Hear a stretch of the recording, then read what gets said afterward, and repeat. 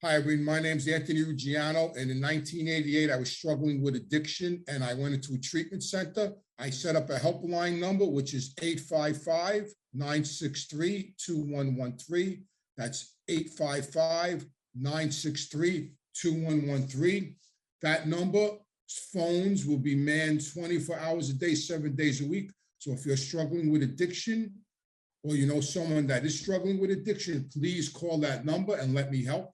I will be hands-on. I will be personally involved in the person's recovery. They will meet me. They will spend time with me, and I will help them live a life beyond their wildest dreams. Just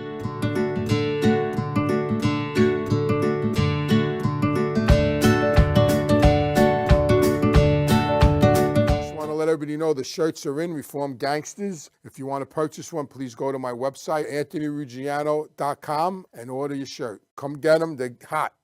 Hello, everybody. My name is Anthony Ruggiano Jr. Welcome to Reformed Gangsters. If you enjoy my content, please click the like button and hit subscribe and ring the bell. I'd appreciate it. I want to thank all the Patreon members. Become a member of reformedgangsters.com. You get early access to all my content and be part of the show. Send in some questions. You are a member. You know, you pick what I talk about when you're a member, and ask and get your Mafia history questions answered. So become members and let's have a conversation. So a lot of people have been asking me about Tony Lee, speaking about Tony Lee, who was my father's partner. You know, Tony Lee, a lot of people don't really know, played an integral part in the Gambino family after John Gotti became the boss, but I'll get into that. I just want to tell you a little bit of background about Tony Lee that not a lot of people know. Tony Lee was a special kind of guy. Actually, Tony Lee could have been straightened out with the Genovese family or the Gambino family. Tony Lee's father had a brother named Willie, who was a made member of the Genovese family, a very wealthy guy, very friendly, very close to Vito Genovese. He was, like I said, Tony's father's brother. Tony Lee always, for family, always owned luncheonettes and pool halls. So Tony, he didn't come from money, but he had, you know, he was a little well off than my father, but he always worked as a kid. He was a short order cook in his father's luncheonette. They all used to tease him about it. But, you know, he was a street kid. He liked hanging out in the street, in the schoolyard. He met my father at a very, very early age in the schoolyard. They were kids. They became partners in their early teens, and he started hanging out with my father and Larry and all the kids from that. Parents were hooked up with Murders Incorporated. Actually, Murders Incorporated, Happy Mayoni actually hung out in Tony Lee's father's pool hall. And it's funny because I have a quick fair story about Tony's brother, Mikey Gal, who became a soldier in the Gambino family. But when they were kids, Happy Mayoni, who was a member of Murders Incorporated, if you could Google him, he got the electric chair with Abe Relis and all of them. He was one of the most prominent members of Murder, Inc. Mikey was a kid and running around in the pool, and Happy kicked him in the ass, and Mikey never forgot about it. And any time somebody brought Happy's name up, Mikey would make a snide remark because he got kicked in the ass by Happy Mayoni. But that's just a little funny personal story. So anyway, you know, they were partners in their early teens, and you know, Tony always used to tease me and say, "Your father was nothing but a window breaker," until he went partners with him. You know, they used to tease me and say their first crime together was in Coney Island. They shook down the Knish guy. They used to get 6 Knishes off him every Saturday and give the Knishes to their friends. That was their first crime together. They shook down the Knish guy at Coney Island. They used to always laugh about that. That was the first crime they committed together. So, you know, so they were very tight. And like I said, his Uncle Willie was a wise guy with the Genoveses, but he was, you know, my father's partner. My father, you know, got drafted when he was 18, and he got in trouble. He went to prison. He went to Leavenworth. He got out. He went back to prison 6 months later, but you know, they still remained friends. They still remained partners. And then when my father got out of prison, and that's when they started robbing poker games and stuff. They were running around the streets together, doing stick-ups and robberies. And My father met my mother. Actually, my father met my mother in Coney Island, and my mother's best friend, Helen, my mother introduced Helen to Tony Lee, and they married, and Tony married my mother's best friend. So two best friends married two best friends. And Tony used to tease me and say, "When I changed your diapers," he used to tell me, and he used to babysit for me when my mother and father went out. Him and Helen would babysit me in my house because I was the first child. And he baptized my brother. And, so they became partners. Then when my father, got with the Gambino family, with Charlie, with Albert Anastasia, my father got straightened out. And then when the books were opened again in 55, Tony had a choice to make. He could have got straightened out with his Uncle Willie, because his Uncle Willie was a big number guy, had a lot of money. His Uncle Willie actually had a piece of a casino in Cuba. That's how hooked up his Uncle Willie was. That is Tony's cousin, Sonny, who was a good friend of ours, actually worked in Cuba as a pit boss for his uncle, Willie. And he used to tell me stories about all the people he used to meet in Cuba. Sonny, that's a story for another day. I'll give you some information about all the celebrities that used to go to the casino in Cuba. So his Uncle Willie was very powerful. He had a lot of money. He was a number banker with, and as a matter of fact, Joe the Cat, who was controlled all the policy, the numbers, which is not a lotto in Staten Island, used to turn in his work to Willie's bank. And I actually later on in years worked for his Uncle Willie in their number office. I actually got arrested for him and working for him on Mulberry Street in 1974. So his Uncle Willie was well-to-do. So Tony had a choice to make. He could either become straightened out with the Genoveses, and he could get straight, or Albert Anastasia. And because of his love of my father and his partnership with my father, he chose my father. He chose my father, and he was straightened out with Albert Anastasia instead of with the Genovese family. He was straightened out with Albert. And he always used to tease me. I made some mistake. I should have went with my Uncle Willie. He used to tease us all the time. My father, when him and my father would argue, he would always tease me that he made a mistake. But he was a killer. He didn't care. He did work. He was a gangster. He was very intelligent.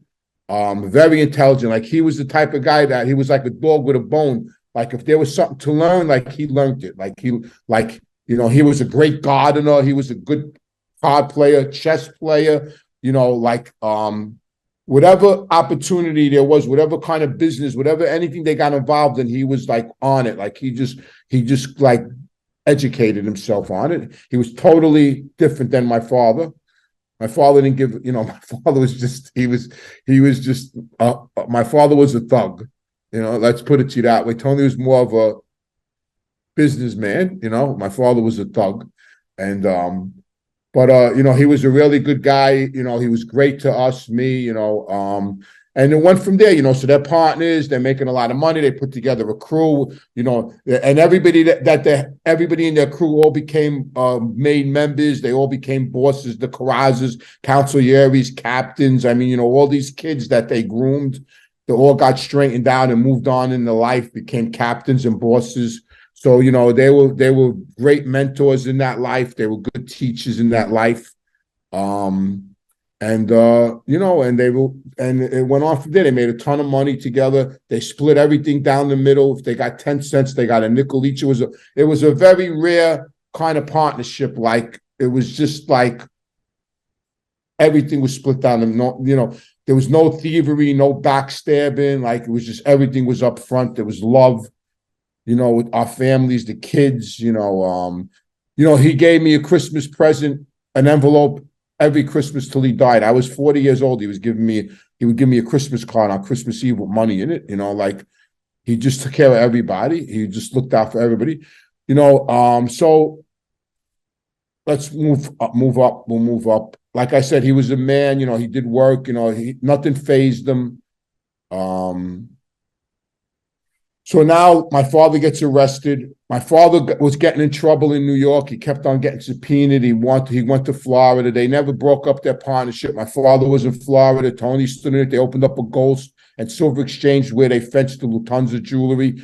Tony Lee became a jeweler. Like I said earlier, he was so intelligent. Like he actually became a jeweler. Like he could, with the loop, he used to get the loop out and look at the diamonds and the gold. Like he was like into it. Like it was comical, walking in and see, here's this fucking big wise guy with a loop on. He's looking at the jewelry with the loop on. He's got his little scales. He loved it. He loved it. He loved it. And they made a lot of money with it. They fenced the little tons of jewelry. So my father's in Florida. My father gets arrested on a RICO case. My father gets 40 years. Tony's devastated. We're all devastated, And so now, Tony's running the show, taking care of everybody, visiting my father. We flew all over the country to visit my father, Missouri, everywhere. We went everywhere, Virginia. We've always, every month, him and I went to wherever my father was to visit him. Like, that's what kind of love they had. When my father got sick and had cancer, I told Tony my father had cancer. He started crying. Like, it was here's this big gangster, and he's crying because he thinks my father's going to die. And I'm like sitting there, you need to help me. And I can't face him. What am I going to, I can't tell him he may die. And I couldn't, I'm looking, I'm like, what are you kidding me? And it was just, that's how it was. So my father was in prison, and John Gotti becomes the boss. Now, you got to understand, my father and Tony Lee knew John from when he was a kid. So they had a different kind of relationship with him than a lot of other people. Like, they know him from when he was a kid, a teenager in East New York. So John becomes the boss. Tony Lee's in on the whole scheme. I believe he wasn't actually, I don't think he was at the scene of the murder, because as soon as it went on the TV, I called him, and by the tone of his voice, I knew, like I said, they just clipped Paul. It's on the TV, and he just said, yeah, I know. But the way he said it, I just looked at the phone, I went, and then I knew from the tone of his voice, I knew he knew before it hit the TV, like I said, and I hung up the phone, and I said, damn, you know what I mean? Like, they knew. So John becomes the boss. Right after John becomes the boss, now Tony's mother lived on 102nd Road, 103rd Road in Ozone Park, in the same house as Mikey Gal. They had a basement apartment, and John, the first couple of days, John was the boss to put together the family. They had all the meetings at Tony Lee's mother's house. That's how respected Tony Lee was. So he would usher them in and bring them down, and they had meetings there for days in Tony Lee's mother's house in her basement. And he was putting together the family. That's where they held court, in Tony Lee's mother's house. And so Tony Lee became like, I guess, a sounding board for John. But it's funny because now, so these are the two incidents now that really changed the course of a lot of Mafia history and a lot of personal history for me, like the trajectory of all our lives. There was two incidents that he was involved in that really changed the trajectory of our lives, I would say. The first was when John became the boss. We're in Cafe Liberty one day, and Jeannie Gotti walks in and tells Tony Lee that John wanted Tony Lee to be his driver. And Tony Lee looked at Jeannie and said, you tell your brother that there's no way that I'm going to drive him around all day and he's going to tie my days up. I ain't doing it. He goes, and he's screaming, because that's how he used to do. He used to scream, he would blow a gasket and he would scream, throw cards, like like he had a temper, and he's screaming. And Jeannie's a captain. He's standing there and he's looking at me. He goes, what is this? And he tells me, what is this guy, kidding? And I went like this, like, what do you want me to tell you? You know how he is. I'm not doing it. I don't give a shit. He's not tying up all my days. So Jeannie goes, well, what is he supposed to do? So Tony goes, let Jojo do it, Jojo Carrazza. And that's who winded up becoming John's driver, Jojo. And there's famous pictures of Jojo went and got a Mercedes. And there's a famous picture that's always shown of Jojo smiling behind the wheel and John sitting in Jojo's Mercedes when Jojo was his driver. And then Jojo went on to become consigliere of the Gambino family. So that was one thing. So now if Tony became John's driver, you got the ear of the king. You know, like you have the air of the king. Like my father would have done it. You know what I mean? Like I know my father. Like Tony Lee even said, I know your father would do it. Like my father would have done it. You know what I mean? My father would have loved to do it. Like he would have been like, he would have done it. You know what I mean? You know, he wouldn't have looked at it like Tony didn't look at it as disrespectful. Tony didn't want to be bothered. Like he didn't want to be bothered. Like it wasn't about like, I'm nobody's driver. It wasn't an ego thing. It was because that's an honor to be the boss's driver. That's like, you know, Tony just didn't want to be bothered. Like he was that type of guy. I ain't doing it. I'm not getting tied up all day doing that. You know, like he just didn't want to do it. My father would have definitely done it. I know my father, and he would have loved it. He would have loved it, yeah. And there would have been a lot of money involved. So that was the first thing. So now him not being the driver, you know, now if he becomes the driver, my father and him have the boss's ear. Like things are going to come our way, you know, and things are going to come, things are going to happen, you know. So anyway, so he passes. That's the first thing. Now we move on. Jeannie, my father's in prison. He's out of the picture now. Everybody got to understand my father's out of the picture. He's in prison. I'm in the street with Tony Lee. He's running the show in the street, Tony Lee. My father's still getting half of the money. Whatever money they got, my family got half and Tony Lee got half. Like, you know, it was no, you know, like there was no not getting half the money. You know what I mean? My mother spent it all, but we got half the money.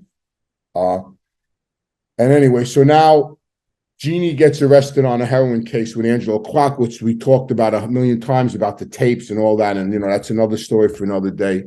So now he's the captain. Jeannie's the captain. He is going to go to prison. Well, Angelo was the captain first, Angelo Clark. When John became the boss, Angelo became the captain. Then when Angelo got shelved, Jeannie became the captain. Because my father, don't forget, now he's in prison. He's out of the picture. Jeannie now is going to go to prison. John wants to make Tony Lee the captain. Tony Lee turns it down. Now it's not good. I'm very upset. My father is livid. We don't know. Tony's not feeling good. He had the wind up is he did have stomach cancer. We don't know this. He's sick. He's not feeling well.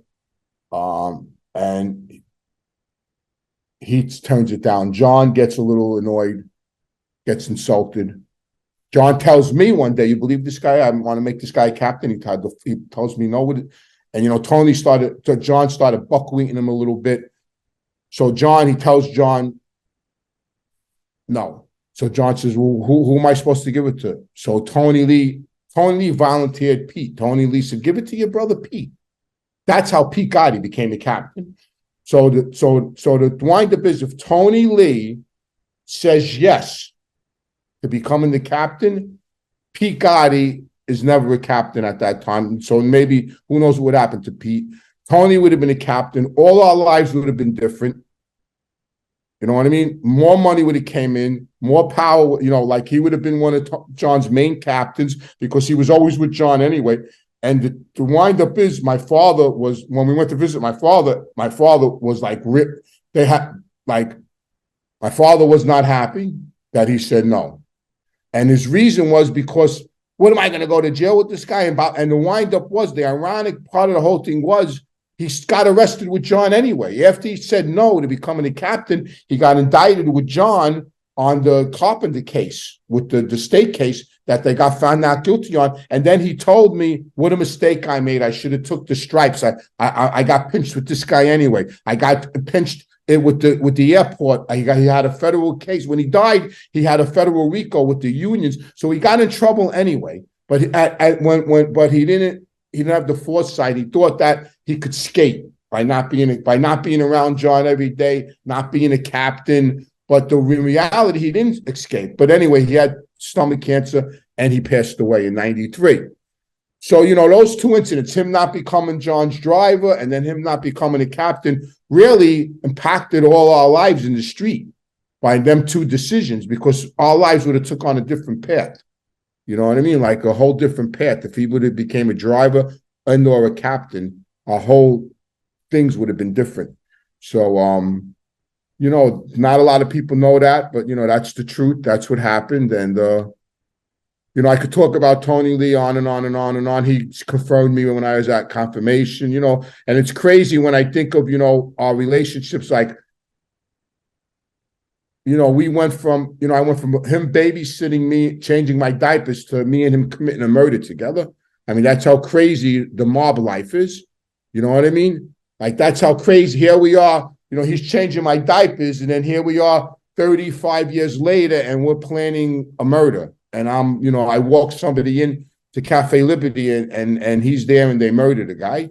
You know what I mean? And like, it's crazy how that life is, how unique it is, and how people could in that life think it's okay to live that way, like, but he used to go, I changed your diapers, to, we're going to kill this son of a bitch. You know what I mean? Like, that's where our relationship winded up.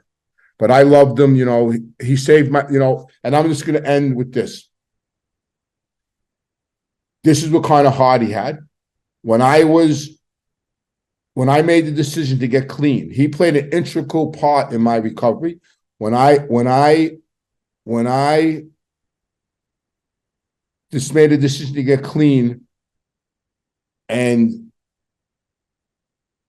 I had no money. I was living upstairs from my mother. I was living in my father's house. I was dying. I knew it was time to stop or continue to die. And I had no money, but I got a bed in a treatment center, and it was $250 a day they wanted. I had no insurance. I called up Tony Lee. I said, Tony, could you come to the house? He came over to the house. We sat at my kitchen table, me, him, and my wife, Alice. And I told him, listen, I need to go to this place. I need to get some help, but I have no money. And he had a pet name for me. He used to call me Sonny. When we were alone, he would call me Sonny. And he looked at me, and he got up, and he said to me, I'm going to pay for this, Sonny. He says, but as far as I'm concerned, you might be too far gone. He told me. And I says, well, you know what? I got to try anyway. And he paid cash out of his pocket, $250 a day. I stood there for 21 days, and he saved my life. And when I got out, he was so happy. I became his driver, and I started driving around. That's when I started, going to lunches with John Gotti and dinners and meeting Joe. That's when all the stories I talk about pastels and all that. When I was actually with John Gotti, it's because I got clean and started driving Tony Lee around. You know what I mean? And that's, so he played an integral part in my recovery. And when he passed away, his mother was still alive, and she would sit in front of the coffin, and she would rock and cry and go, who's going to take care of him now? Who's going to take, because he took care of everybody, and his mother would rock back and forth and cry and say, who's going to take care of him now? Who's going to take care of him now? Then she used to say, the streets are crying for you, Tony. The streets are crying for you. Yeah, and that's how, that's how it was, So I hope everybody enjoyed my story about Tony Lee. And I think I'm going to talk about mob tours now. So Rita is back on Long Island June 12th and 20th. To get your tickets, go to ritagigante.com. It's a fun night. Really, try to get some tickets and get there. We're going to do some more Zoom dates in June. We'll give you the dates. We're going to go live again. The next live I'm going to do on my next YouTube live, the topic's going to be Tommy DeSimone, but you could talk about whatever you want. Ask me anything you want, and I'll answer to the best of my abilities. But the topic's going to be on Tommy DeSimone, who I had a personal relationship with and actually knew personally and hung out with him now and then. I have some good stories about him, so tune in, come on live. It was a lot of fun the first time I did it, and I'm looking forward to doing it again. So, excuse me, I want to say goodnight to everybody, and tune in to Reform Gangsters again. See you soon.